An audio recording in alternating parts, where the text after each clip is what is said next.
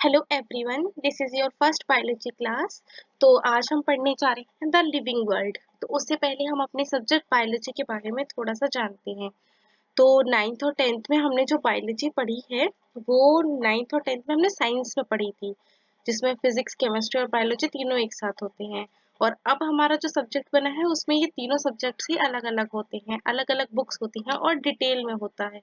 तो आज हम बायोलॉजी स्टार्ट करने से पहले इसका एक रूल जानते हैं कि बायोलॉजी को इजी कैसे बनाया जाए। तो सबसे इजी तरीका होता है बायोलॉजी को पढ़ने का, वो है वर्ड्स के मतलब समझना। जब आप वर्ड्स को तोड़ के उनके मतलब समझने लगेंगे तो बायोलॉजी खुद ब खुद ईजी हो जाती है। तो चलिए देखते हैं कि कैसे इसको शुरू करते हैं। तो सबसे पहले देखते हैं, हमारे पास है बायोलॉजी। जैसे कि आपको पता है हमारा सब्जेक्ट है बायोलॉजी। तो बायोलॉजी खुद ही दो सब्जेक्ट से बना है, ठीक है।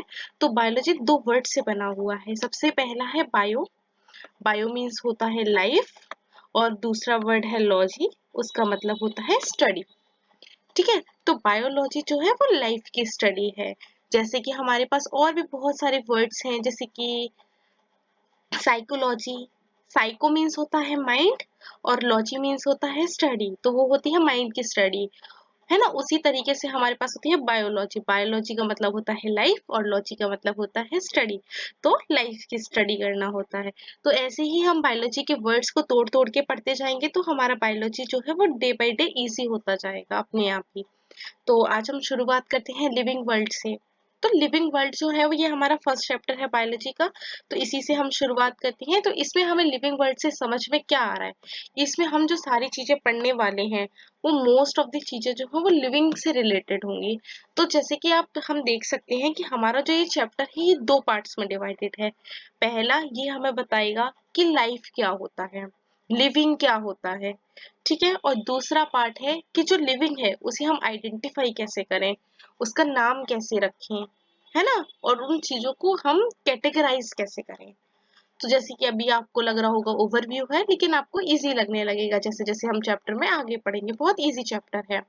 तो सबसे पहले हमारे पास आता है व्हाट इज लाइफ। तो लाइफ रियलिटी में होता क्या है।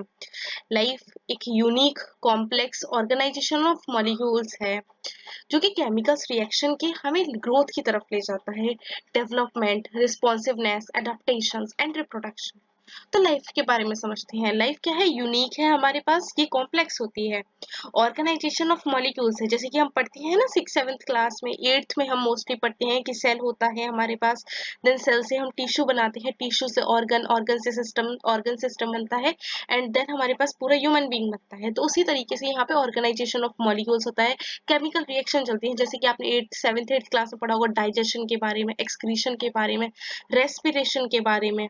ये सारे एक इम्पोर्टेंट टॉपिक्स हैं, ठीक है, जो हमारी बॉडी के अंदर चल रहे होते हैं, और इसी से हमारी ग्रोथ होती है। आप खाना खाते हैं, उसी से आपकी ग्रोथ होती है, और डेवलपमेंट भी उसी से होती है। और हमारे पास एक और लाइफ में एक और इम्पॉर्टेंट चीज होती है, दैट इज रिस्पॉन्सिवनेस। कि अगर आप किसी चीज को टच कर रहे हैं तो आप उसका रिस्पॉन्स देते हैं, ठीक है। एडेप्टेशन। तो एडेप्टेशन का मतलब होता है कि किसी चीज को अडॉप्ट कर लेना। जैसे कि अभी आप सर्दियों में हम क्या करते हैं, गर्म कपड़े पहनते हैं, गर्मियाँ आते आते वो गर्म कपड़े हम उतार देते हैं और हम छोटे कपड़े पहनना शुरू कर देते हैं, हल्के हल्के गर्म, जो गर्म नहीं होते। तो यही हमारी एक अडॉप्ट करने की कैपेबिलिटी होती है। और रिप्रोडक्शन, यानी कि जनरेशन को आगे बढ़ाने के लिए रिप्रोडक्शन किया जाता है। जैसे कि हम हमारे पेरेंट्स से आए हैं, वैसे ही डॉग्स के पपीज होते हैं, ठीक है, कैट का किटन होता है जो। देन हमारे पास आता है व्हाट इज लिविंग ऑर्गेनिज्म। अब हम आगे पढ़ते हैं। तो लिविंग ऑर्गेनिज्म रियलिटी में होता क्या है। एक लिविंग ऑर्गेनिज्म जो होता है वो सेल्फ रेप्लिकेटिंग, यानी वो खुद से रेप्लिकेट कर सके, इवॉल्विंग हो सके, वो सारे सिस्टम्स को रेगुलेट कर सके। जैसे आपकी बॉडी के अंदर डाइजेशन सिस्टम है, रेस्पिरेटरी सिस्टम है, एक्सक्रीशन सिस्टम है, बहुत सारे सिस्टम है, ब्लड बह रहा है वो वाला सिस्टम यानी कि सर्कुलेशन सिस्टम है। तो ये जो सारे सिस्टम है इसको हम रेगुलेट कर सकें। और हमारे पास एक और क्वालिटी होनी चाहिए कि जो हमारी एक्सटर्नल चीजें हैं, जैसे कि अगर अभी आपके पास गर्म पानी आ जाए तो आप उसे टच करके उससे पीछे हट जाओगे, तो हम जो है वो एक्सटर्नल स्टिमुलाई से भी रिस्पॉन्स करते हैं। तो हमारे पास कुछ प्रॉपर्टीज होती हैं लिविंग ऑर्गेनिजम्स की। तो नंबर वन है हमारे पास जो है वो है ग्रोथ, ठीक है। ग्रोथ के बाद आती है रिप्रोडक्शन, देन आता है मेटाबॉलिज्म, देन आता है सेलुलर ऑर्गेनाइजेशन एंड देन आता है कॉन्शियसनेस। तो ये सारी जो होती हैं ये प्रॉपर्टीज होती हैं लिविंग ऑर्गेनिज्म की। तो एक एक करके इन प्रॉपर्टीज को जानते हैं कि क्या होता है। कुछ प्रॉपर्टीज हमारे पास होती हैं जो सिर्फ लिविंग ऑर्गेनिजम्स ही पजेस करते हैं, यानी कि वो कैपेबिलिटी जो सिर्फ लिविंग ऑर्गेनिज्म के पास होती है उसको हम बोलते हैं डिफाइनिंग प्रॉपर्टी। और जो लिविंग ऑर्गेनिज्म के पास नहीं होती, मतलब जैसे कि लिविंग ऑर्गेनिज्म के पास है और नॉन लिविंग के पास भी है, तो उनको हम बोलते हैं नॉन डिफाइनिंग प्रॉपर्टी। या फिर जो प्रॉपर्टीज नॉन लिविंग के पास हैं लेकिन लिविंग ऑर्गेनिजम्स के आधे लिविंग ऑर्गेनिजम्स के पास वो नहीं है, तो उसे भी हम डिफाइनिंग प्रॉपर्टीज बोलते हैं। तो जैसे कि हमारे पास आता है ग्रोथ। ग्रोथ क्या होता है? It is the increase in number and mass of cell by the cell division. ठीक है, increase in number and mass of cell by the cell division. तो जैसे कि हमारे पास एक ये सेल हो गया, ठीक है, ये ऐसे इंक्रीज करता है सेल, इसका साइटोप्लाज्म बढ़ेगा, ये बड़ा हो गया थोड़ा सा, ठीक है, सेल इस तरीके से आगे जाएगा, थोड़ा सा और बड़ा कर देते हैं इसको, ये बड़ा हो गया। देन ये क्या करेगा कि दो टुकड़ों में फिर ये डिवाइड हो जाएगा छोटे छोटे में। ठीक है, तो हमारे पास क्या हुआ, ये इंक्रीज इन नंबर में भी कर रहा है और मास, यहाँ से यहाँ तक हमने देखा, जो ये यहाँ से लेकर यहाँ तक हमने देखा, ये किस में कर रहा था, मास में। देन यहाँ पर इसने नंबर में डिवाइड कर दिया, तो इसको भी हम ग्रोथ कहते हैं। ठीक है, तो हमारे पास जो प्लांट्स होते हैं, आपने देखा होगा प्लांट्स जो है वो जिंदगी भर बढ़ते रहते हैं, वो अपनी नई नई ब्रांचेस निकालते जाएंगे एंड लाइफ टाइम वो बड़े होते जाते हैं। जितना पुराना पेड़ उतना ज्यादा वो घना होता जाता है, डेंस होता जाता है ना। तो जो प्लांट्स है वो अपनी लाइफ में थ्रू आउट देयर लाइफ वो कंटिन्यूअसली ग्रोथ करते रहते हैं। और एनिमल्स में क्या होता है, जैसे कि हम सब लोग हैं वो एनिमल हैं, तो हमारा क्या होता है, हम एक सर्टेन हाइट तक बढ़ते हैं। जैसे कि आप 21 ईयर्स के, या फिर जैसे आप सब तो 18 ईयर्स के होंगे, 17 और 18 ईयर्स के, तो आपकी हाइट जो है वो 20 तक रुक जाएगी। देन उसके बाद क्या होगा, ग्रोथ तो नहीं रुकती है, लेकिन हम एक हाइट में एक पर्टिकुलर लेवल तक बढ़ जाएंगे, उसके बाद हमारी हाइट इंक्रीज नहीं होती है। लेकिन हमारी बॉडी के अंदर जो सेल्स हैं वो डेड होते हैं हर टाइम पे, और नई सेल्स उनकी जगह आते रहते हैं, तो ग्रोथ चलती रहती है। तो ग्रोथ जो है बेसिकली क्या होता है, इंक्रीज इन मास होता है एंड साइज होता है। द स्मॉल जो हमारे पास नॉन लिविंग ऑर्गेनिजम्स होती हैं, जैसे कि नॉन लिविंग थिंग्स होती हैं, वो भी कभी कभी ग्रो करती हैं। जैसे आपने देखा होगा माउंटेन्स, माउंटेन्स कभी कभी बड़े हो जाते हैं, कैसे होती हैं, उनके ऊपर मिट्टी इकट्ठी होती जाएगी, इकट्ठी होती जाएगी, जैसे इस तरीके से एक माउंटेन है, इसके ऊपर और मिट्टी इकट्ठी होती जाएगी, तो ये ऐसा माउंटेन, यानी कि इससे थोड़ा सा बड़ा माउंटेन बन जाएगा। तो ये क्या हो गया, ये साइज में तो बढ़ रहा है लेकिन ये लिविंग तो नहीं है ना। माउंटेन तो नॉन लिविंग है लेकिन इसका ग्रोथ तो हो रही है। तो क्या हो गया, ग्रोथ जो है not a defining property of living organisms होता है। तो हमारे पास जो लिविंग ऑर्गेनिजम्स होती हैं उनमें ग्रोथ जो होती है वो कैसे होती है, इनसाइड से। लिविंग ऑर्गेनिज्म के अंदर ग्रोथ होती है, इनसाइड से भी होती है। ठीक है, देन हमारे पास आता है रिप्रोडक्शन। रिप्रोडक्शन का मतलब होता है product production of progeny having similar features to those of parents, parents के जैसे सिमिलर फीचर होना प्रोजेनी में। तो ये हमारे पास रिप्रोडक्शन जो है वो एसेक्सुअली भी होता है, सेक्सुअली भी होता है। आपने पढ़ा होगा ईस्ट में, अमीबा में, ये सारे एसेक्सुअली होते हैं। और ह्यूमंस के अंदर, एनिमल्स के अंदर जो रिप्रोडक्शन होता है वो सेक्सुअली होता है। इन यूनिसेलुलर ऑर्गेनिजम्स में, यूनिसेलुलर ऑर्गेनिज्म यानी कि एक सिंगल सेल है, उनके अंदर क्या होता है, ये सेल है, ये आगे जाके दो सेल्स में डिवाइड होता है। ठीक है, तो इसका मतलब ये ग्रो भी कर रहा है और रिप्रोडक्शन, इनके लिए सेम सब एकदम मतलब सेम वर्ड होता है, रिप्रोडक्शन और ग्रोथ। ठीक है, तो many organisms do not produce, तो बहुत सारे ऐसे ऑर्गेनिजम्स होते हैं जो रिप्रोड्यूस नहीं करते, जैसे कि वर्कर बीज हो गई, म्यूल्स हो गया, इनफर्टाइल ह्यूमन कपल हो गए। जैसे म्यूल्स जो होती हैं वो डंकी और हॉर्स को मिलाकर जो बनती हैं वो होते हैं म्यूल्स। और वर्कर भी जो होती हैं जो काम करती हैं, वर्कर भी हमारे पास, इनके बारे में हम आगे जाके इसके बारे में नॉलेज लेंगे कि कैसे वर्कर भी काम करती है, क्वीन भी काम करती है। ठीक है, देन हमारे पास आते हैं इनफर्टाइल ह्यूमन कपल। तो इनफर्टाइल ह्यूमन कपल, आपने बहुत सारे ह्यूमन कपल्स देखे होंगे जिनको चिल्ड्रन नहीं हो रहे हैं, जिनको चाइल्ड नहीं हो रहा होता है, एंड वो इनफर्टाइल होते हैं, तो उनके पास रिप्रोडक्शन की कैपेबिलिटी नहीं है। पर वो तो लिविंग है ना, ह्यूमंस तो लिविंग है, लेकिन उनके पास कैपेबिलिटी नहीं है। तो यहाँ पे जो है रिप्रोडक्शन भी एक नॉन डिफाइनिंग प्रॉपर्टी है लिविंग ऑर्गेनिज्म की, ये परफेक्टली डिफाइनिंग प्रॉपर्टी नहीं है। देन हमारे पास आता है मेटाबॉलिज्म। तो मेटाबॉलिज्म क्या होता है? मेटाबॉलिज्म होता है जो भी हमारे बॉडी के अंदर बायोकेमिकल रिएक्शंस चल रही हैं, जैसे कि फूड डाइजेशन होना, रेस्पिरेशन होना, है ना, एंड देन हमारे पास एक्सक्रीशन होना, रिप्रोडक्शन होना, ये सारी जो प्रॉपर्टीज होती हैं ये मेटाबॉलिज्म में आती हैं। तो ये हमारा क्या होता है? Defining feature of living organism होता है। तो मेटाबॉलिक रिएक्शन जो होती हैं वो बॉडी के आउटसाइड भी की जाती हैं। अब तो टेक्नोलॉजी काफी ज्यादा आगे आ गई है, जैसे कि आपने सुना होगा आईवीएफ के नाम पे, आईवीएफ का नाम सुना होगा आपने आईवीएफ के बारे में। तो आईवीएफ क्या होता है? वो होता है इन विट्रो फर्टिलाइजेशन। तो वहां पे क्या करते हैं? स्पर्म लेते हैं, मेल से फीमेल से ओवा लेते हैं और उसे आर्टिफिशियल कंडीशन में ग्रो करती हैं ताकि उन कपल्स के बेबी हो जाए। ठीक है, इसके बारे में भी हम आगे पढ़ेंगे आईवीएफ के बारे में। अभी आपको इतना ही जानना है कि हम आईवीएफ जो है वो बॉडी के बाहर करते हैं, एक बच्चे को पैदा करना। ठीक है, तो ये मेटाबॉलिक रिएक्शन जो आउटसाइड द बॉडी भी हो सकती है, लेकिन ये सेल फ्री सिस्टम होता है, इसके अंदर सेल नहीं होते कोई और, सिर्फ वो दो ही सेल के अकॉर्डिंग होता है। लेकिन ये जो सिस्टम है ये डिफाइनिंग फीचर होता है लिविंग ऑर्गेनिजम्स का। देन हमारे पास आता है सेलुलर ऑर्गेनाइजेशन। तो सेलुलर ऑर्गेनाइजेशन क्या होता है कि सेल्स का अरेंजमेंट, जैसे आपने देखा होगा बहुत से, जैसे अमीबा हो गया, ईस्ट हो गया, ये सिंगल सेल ऑर्गेनिज्म है। तो ये made up of only one cell से बने हुए हैं, और जो मोर सेल से बने हैं they are multi cellular organisms.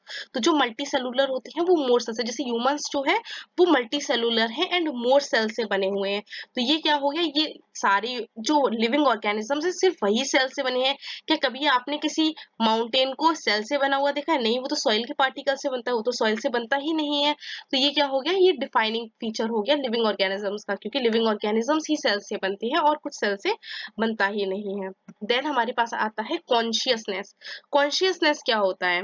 कि हम अपने इन्वायरमेंट को सेंस कर सकें। सॉरी, यहाँ पे सेंस होगा, ठीक है, मैं ठीक कर देती हूँ।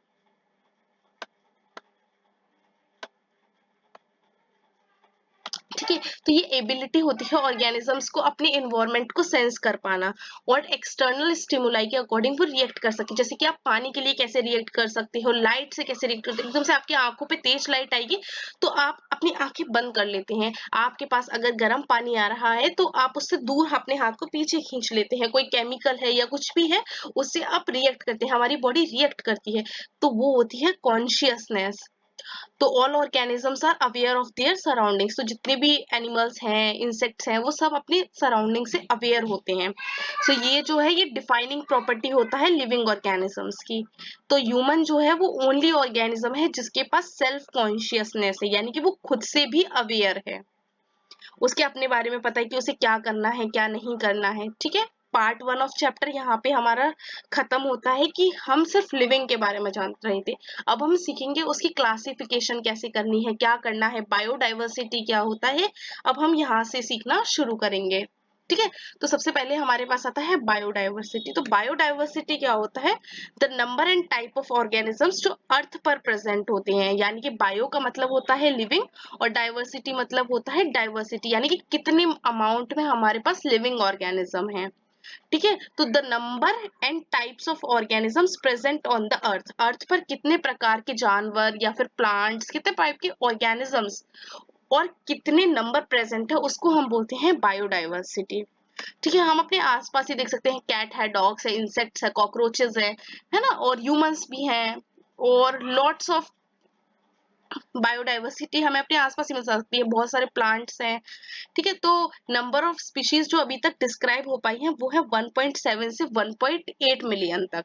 तो 1.7 से 1.8 मिलियन तक जो है वो स्पीशीज डिफाइन हो चुकी हैं। देन हमारे पास आता है टेक्सोनॉमी। टेक्सोनॉमी क्या होता है? टेक्सोनॉमी होता है study of identification, classification and nomenclature of organisms. किसी भी ऑर्गेनिज्म को हमें आइडेंटिफाई करना, उसका क्लासिफिकेशन करना और उसका नोमेनक्लेचर करना, इसको बोलती है टेक्सोनॉमी। देन हमारे पास आता है सिस्टमैटिक्स। सिस्टमैटिक्स क्या होता है? सिस्टमैटिक होता है सिस्टमैटिक अरेंजमेंट, ये डील करता है इवोल्यूशनरी रिलेशनशिप बिटवीन ऑर्गेनिज्म से। ठीक है, जैसे कि सिस्टमैटिक्स में हम जो है अपने एक पुराने जमाने से एंसेस्टर्स से लेकर अभी तक जो भी है उसको अरेंज करना, उसको बोलते हैं सिस्टमैटिक्स। तो ऐसे ही सिस्टमैटिक्स के ऊपर एक बुक लिखी गई है, सिस्टमैटिक सिस्टेमा नेचुरे, जो कि बुक लिखी गई है लीनियस के द्वारा। लीनियस एक साइंटिस्ट है, उनके द्वारा एक बुक लिखी गई है सिस्टमा नेचुरे। देन हमारे पास आता है कि टैक्सोनॉमी के बेसिक प्रोसेस क्या होते हैं। तो टैक्सोनॉमी की जो बेसिक प्रोसेस होते हैं वो होते हैं characterization, identification, classification and nomenclature. ठीक है, तो कैरेक्टराइजेशन क्या होता है? कैरेक्टराइजेशन होता है किसी भी ऑर्गेनिजम्स के एक्सटर्नल और इंटरनल स्ट्रक्चर को समझना, उसके सेल के स्ट्रक्चर को समझना, वो कैसे डेवलपमेंट करता है उस प्रोसेस को समझना, उसकी इकोलॉजिकल इंफॉर्मेशन को समझना, उसको हम बोलते हैं कैरेक्टराइजेशन। देन हमारे पास आता है आइडेंटिफिकेशन। आइडेंटिफिकेशन क्या होता है? Correct description of the organism होता है, यानी कि हमें उस ऑर्गेनिज्म का करेक्ट डिस्क्रिप्शन पता करना है, जिससे उसकी नेमिंग जो है वो आसान हो पाए कि ये ऑर्गेनिज्म किससे बिलोंग कर रहा है, ये कैसा दिख रहा है, ये हमें आइडेंटिफाई करना है कितना कैसे दिख रहा है। देन हमारे पास आता है क्लासिफिकेशन। क्लासिफिकेशन में हम इसको करते हैं, इसको ग्रुप में प्लेस करते हैं, जैसे कि हमारे पास हो गया ये इंसेक्ट को बिलोंग कर रहा है, एनिमल को बिलोंग कर रहा है, ये प्लांट को बिलोंग कर रहा है, किस चीज को बिलोंग कर रहा है, उसको हम बोलते हैं क्लासिफिकेशन। देन हमारे पास आता है नोमेनक्लेचर। तो नोमेनक्लेचर होता है किसी भी ऑर्गेनिज्म को नेम देना। तो हम नेम देते हैं, it is the standardization of names. हम ऐसे नेम्स देते हैं जिससे कि, जैसे कि हमारे यहाँ मैंगो को आम बोला जाता है इन हिंदी में, ठीक है, लेकिन कहीं पे और जाओगे आप कैनेडियन लैंग्वेज में कुछ और बोलेंगे, और भी काफी अलग अलग लैंग्वेजेस में उसको अलग, जैसे कि हम इंग्लिश में देख लो, इंग्लिश में हम उसे मैंगो बोलते हैं और हिंदी में हम उसे आम बोलते हैं। तो इस तरीके से क्या हो गया, ये इसका नाम जो है all over the world same नहीं रहेगा, जगह से जगह के साथ ये चेंज होता जाएगा। तो इसलिए हमें एक ऐसा स्टैंडर्ड बनाना पड़ा जिससे कि उसका नेम जो है वो all over the world same रहे। तो हमने एक सिस्टम बनाया है जिसका नाम है हमने तो नहीं, मतलब साइंटिस्ट ने एक सिस्टम बनाया है जिसका नाम है बाइनोमियल नोमेनक्लेचर। तो बाइनोमियल नोमेनक्लेचर जो है वो लीनियस ने बनाया है। ये कैसे काम करता है अभी इसके बारे में हम जानेंगे, उससे पहले एक चीज जानते हैं। पहला है हमें बोटानिकल नेम्स। बोटानिकल क्या होता है? बोटानिकल का मतलब होता है प्लांट्स। बोटेनिकल जो होता है वो होता है प्लांट से रिलेटेड। तो जो प्लांट्स के नेम है, प्लांट्स के नेम कौन लिखता है? International code for botanical nomenclature. तो जो international code of botanical nomenclature है वो बोटेनिकल नेम्स देता है, यानी कि प्लांट के names international code for botanical nomenclature देता है। एंड एनिमल्स के नेम, एनिमल्स के जो नेम देता है वो देता है international code for zoological nomenclature. ठीक है, अब हम समझते हैं कि बाइनोमियल नोमेनक्लेचर असल में है क्या। बाइनोमियल, ठीक है, इसके बारे में हम वर्ड्स को तोड़ना सीखना है हमें। तो सबसे पहले है बाई, यानी कि टू वर्ड्स का नोमेनक्लेचर देना है। तो सबसे पहले हम एक एग्जांपल लेके चलते हैं, जैसे आपको यहाँ पे दिख रहा होगा मैंने लिख रखा है मैंगीफेरा इंडिका। ठीक है, तो इससे हम सीखेंगे कि हम कैसे लिखते हैं। साइंटिफिक नेम जो होते हैं वो लैटिन में होते हैं, और जब भी इनको लिखा जाता है ये इटैलिक्स में लिखे जाते हैं। और जब हम इनको हैंड रिटन लिखते हैं, जब हम अपनी कॉपी में नोटबुक्स में लिखते हैं, तो हम इसको सेपरेटली अंडरलाइन करते हैं, यानी कि जैसे अगर हम नोटबुक में लिख रहे हैं तो इसको नीचे सेपरेटली ऐसे करके हम अंडरलाइन करेंगे। ठीक है, तो फर्स्ट वर्ड जो होता है वो जीनस का नाम होता है। तो ये जो हो गया मैंगीफेरा, तो ये क्या हो गया, ये हो गया हमारा जीनस। ठीक है, और हमारे पास सेकंड नेम क्या होता है, वो स्पीशीज को होता है। तो हमारा इंडिका जो हो गया वो स्पीशीज हो गया। ठीक है, ये रूल हो गया। अब देन थर्ड रूल, जीनस जो है वो कैपिटल लेटर से स्टार्ट होता है। तो जीनस की शुरुआत कैपिटल लेटर से हुई है एम की, और आई की शुरुआत जो है वो स्मॉल लेटर से हुई है। और यही हमारा रूल है कि हम जीनस का नाम जो है वो कैपिटल लेटर से लिखते हैं एंड स्पीशीज का नाम स्मॉल लेटर से। और ऑथर का नाम जब हम लिखते हैं किसी किसी में, तो उसका नाम जो वो हम एब्रीविएटेड फॉर्म में लिखते हैं। ठीक है, तो देन हमारे पास क्या आता है कि मैंगीफेरा इंडिका एक साइंटिफिक नेम है, किस चीज का? ये है मैंगो का साइंटिफिक नेम, और यही हमारा सबसे ज्यादा इंपॉर्टेंट नेम भी है। ठीक है, आगे हम चलते हैं, इसके थोड़ा सा आगे बढ़ते हैं। Taxonomic categories. तो टेक्सोनॉमिक कैटेगरीज क्या होती हैं? Classification involves hierarchy of steps in which each step represent a taxonomic category. तो यहाँ पे हम करते जाते हैं, क्लासिफिकेशन करती जाती हैं। ठीक है, all categories together constitute a hierarchy tab. तो मैं आपको सिखाऊंगी कि हायरार्की क्या होता है, टेक्सा क्या होता है, कैटेगरी क्या होती है। ठीक है, तो इसके लिए हम थोड़ा सा नीचे आएंगे। ये मैं आप लोगों के लिए इमेज लेके आई हूँ। तो ये है हमारे पास सबसे पहले टेक्सोनोमिक कैटेगरीज यहाँ लिखा हुआ है। हम पहले देखेंगे, सेम ही होता है ऑलमोस्ट, देखो सबसे पहले आता है किंगडम, ठीक है, हमारे पास जो है नंबर 1 पे आ रहा है किंगडम, जैसा कि आप देख सकते हैं। तो हमारा किंगडम सेम रहता है। देन उसके बाद हमारा आता है फाइलम, देन हमारे पास आता है क्लास, देन आता है ऑर्डर, देन आती है फैमिली, देन आता है जीनस एंड स्पीशीज। अभी हम बाइनोमियल नोमेनक्लेचर में क्या देखा था, हम कौन से वर्ड्स यूज करते थे, सिर्फ जीनस और स्पीशीज। हम क्या यूज कर रहे थे, जीनस और स्पीशीज, ठीक है, ऑलमोस्ट सेम रहता है। मैं आपको इसमें डिफरेंस बाद में बताऊंगी कि क्या डिफरेंस है। पहले हम थोड़ा सा नीचे आते हैं, एक और चीज देखते हैं उसके बाद, ठीक है। तो ये यहाँ पे देखते हैं, तो आपने ह्यूमन का नाम, साइंटिफिक नेम ह्यूमन का क्या होता है, तो हम देखते हैं यहाँ पे ह्यूमन का जो साइंटिफिक नेम है वो हमारा है होमो सेपियंस, ठीक है, ये हमारा होमो सेपियंस जो है वो हमारा नाम है एनिमल्स का। तो अब आप देखिए कि होमो जो है, जो आगे लिखा जाता है वो क्या होता है, जीनस। तो इसका जो जीनस हो गया वो हो गया होमो। ये किस फैमिली को बिलोंग करता है, होमिनिडे, तो फैमिली हो गया। देन हमारे पास कौन सी चीज आती है, देन आता है ऑर्डर, देन आता है क्लास एंड देन आता है फाइलम। यानी कि देखो कैसे होता है, जैसे कि बहुत सारे जी स्पीशीज को जब हम इकट्ठा कर देते हैं, बहुत सारी जब हम स्पीशीज को इकट्ठा करेंगे, जैसे सेपियंस हो गया, ठीक है, इरेक्टस हो गया, इन सबको जब हम इकट्ठा करते हैं तो ये एक जीनस के अंदर आता है। जीनस होता है हमारे पास होमो, होमोजीनस के अंदर ये आता है, ये आ गया हमारा होमोजीनस के अंदर।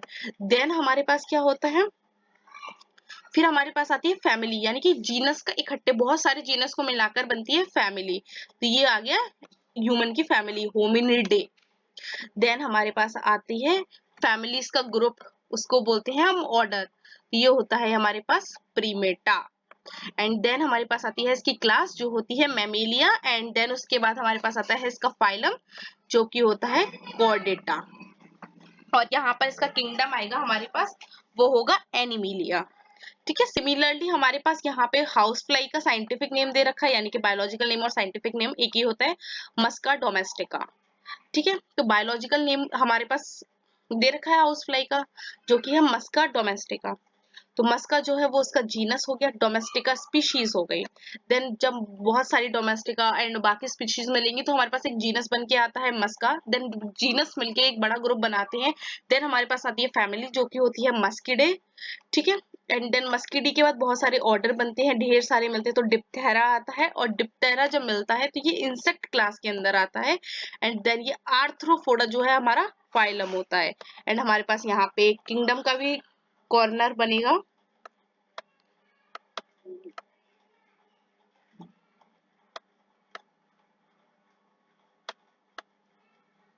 किंगडम का, ठीक है। तो यहाँ पे हमारे एनिमलिया में आता है, ये आपको ना 4th चैप्टर जब हम पढ़ेंगे एनिमल किंगडम तो उसमें आपको ज्यादा क्लियर रहेगा ये वाला जो पोर्शन है।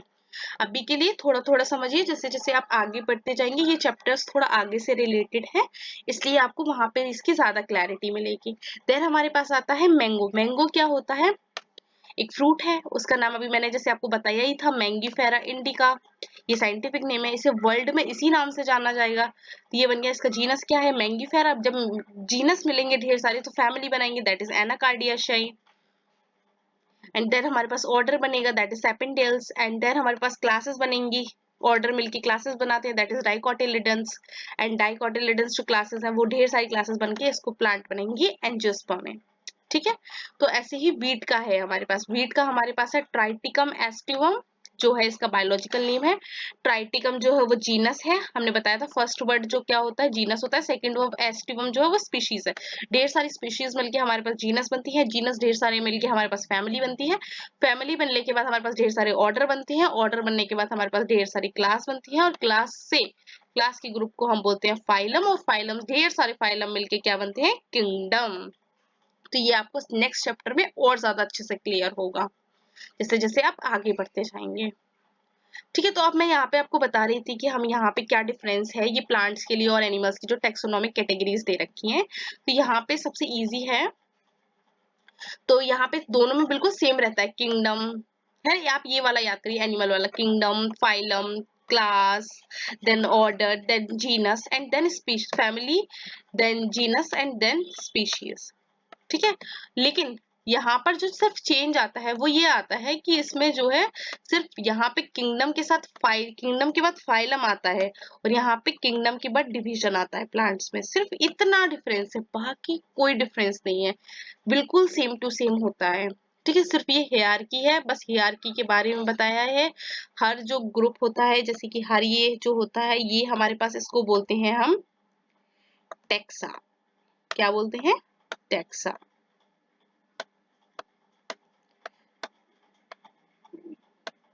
ठीक है, कोई भी, इसको भी हम टेक्सा ही बोलेंगे, इसको हम बोलेंगे तो इसको भी टेक्सा बोलेंगे। टेक्सा क्या होता है? कुछ नहीं, एक नाम दे दिया गया है, एक क्लास ऑर्डर सबको एक बनाया गया है, ये टेक्सा बन गया और ये पूरी बन गई टेक्सोनोमिक हायरार्की। इसको बोलते हैं पूरी, जब इसको अरेंजली लिखते हैं तो इसको हम बोलते हैं टेक्सोनोमिक हायरार्की। बाकी कुछ नहीं है, बस इतना ही है इस चैप्टर में, क्योंकि जो एक्स्ट्रा पार्ट था वो अब नई एनसीईआरटी में नहीं है, वो अब खत्म हो चुका है। तो हम लोगों के लिए इतना ही इम्पोर्टेंट है, नीट में भी इतना आता है और हमारे बोर्ड्स के लिए भी इतना ही आता है। तो आप लोग बताइएगा कैसा लगा आपको मेरा ये फर्स्ट लेक्चर। तो आप जब भी बायोलॉजी को पढ़ें तो वर्ड्स को तोड़ने की कोशिश करें, वर्ड्स आपको अपने आप ही उनका मीनिंग बता देंगे। Thank you.